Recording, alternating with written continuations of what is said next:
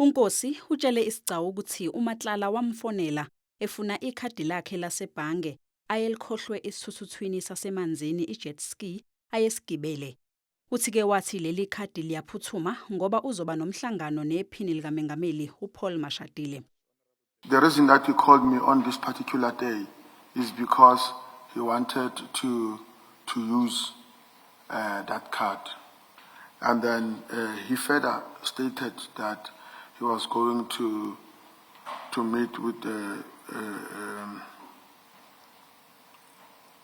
General Sibiya and Paul Mashatile. U-Advocate Chakalson ukuchithile lokhu wathi leli khadi likaMatlala lagcina selisezandleni zakhe uNkosi ngoba kwakumele akhiphe imali ayeyinikwe uMatlala okanye alinike uShadrack Sibiya. That card was given to you by Mr. Matlala as a means of allowing you to draw cash from Mr. Matlala's account. uNkosi uthe sasingekho isizathu sokuthi uMatlala kube khona imali amkhokhela yona ngoba ayikho into ababeyihlanganisile. My answer to that is false again. One, Mr. Matlala had no reason to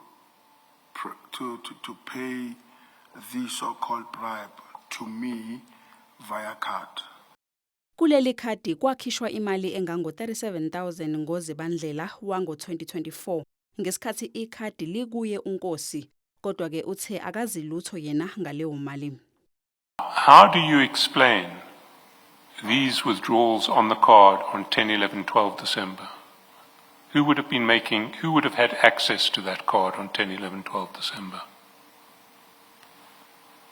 I would not know. Kuvele nokuthi uNkosi wayefonela uShadrack Sibiya njalo uma amaphoyisa ezogasela emzini kaMatlala.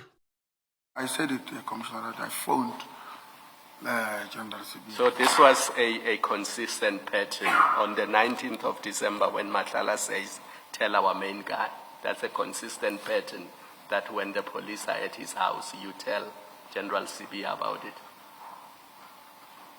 I did not take it that way, that it is a consistent. Isigcawu siyaqhubeka.